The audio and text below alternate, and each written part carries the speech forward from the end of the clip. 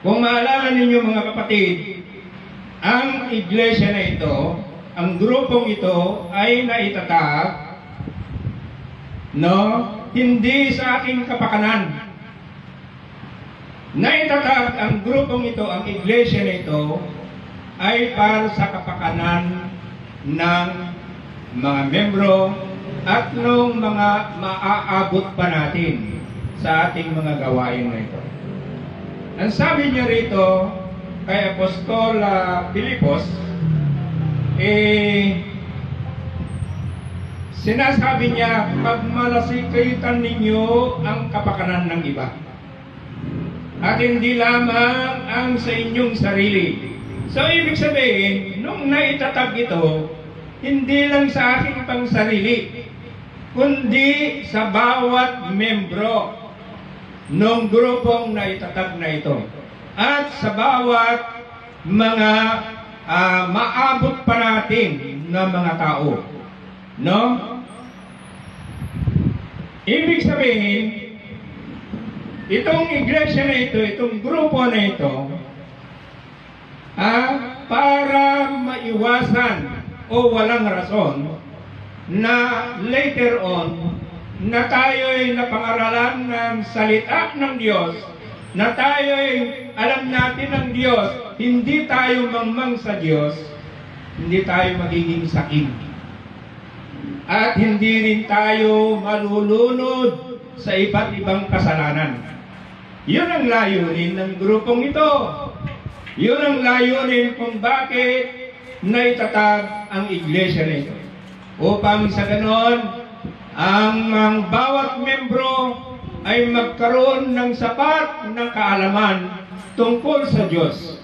Sapat na kaalaman tungkol sa salita at utos ng ating Panginoon Diyos, lalong-lalo na ang utos ng ating Panginoong Jesucristo. Okay? Sana naunawaan ninyo kung bakit merong itong gawain na ito. No? Itong gawain na ito ay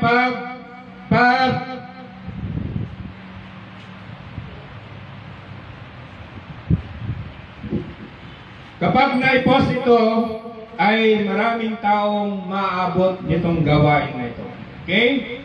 Sabi nga ng ating Panginoong Jesucristo sa Mateo 28:19, sabi niya, humayo kayo at gawin ninyong alagad ang lahat ng tao sa lahat ng bansa. So, yun yung mission natin. So, yun yung gagawin natin.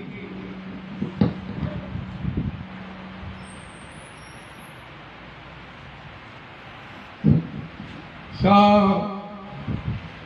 naway naintindihan natin itong gawain natin.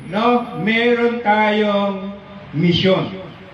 Upang sa ganon, ang mga tao ay magkaroon ng sapat ng kaalaman tungkol sa Diyos, tungkol sa kabutihan, tungkol sa salita ng Diyos.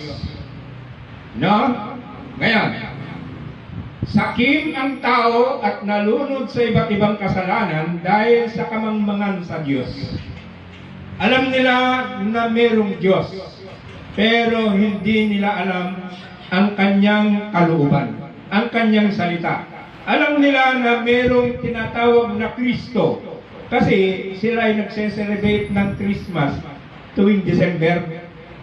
Pero yung salita ni Kristo, yung inuutos ni Kristo, doon sa Mateo 28, verse 20, sabi ng ating Panginoong Jesucristo sa ating mga alagad, ituro ninyo sa lahat ng tao ang aking inuutos. Dahil yun ay mahalaga. Mahalaga yun para sa ganun ang tao ay hindi maging sakim. Ang tao ay hindi malulunod sa iba't ibang kasalanan. Okay? Pagpatuloy natin.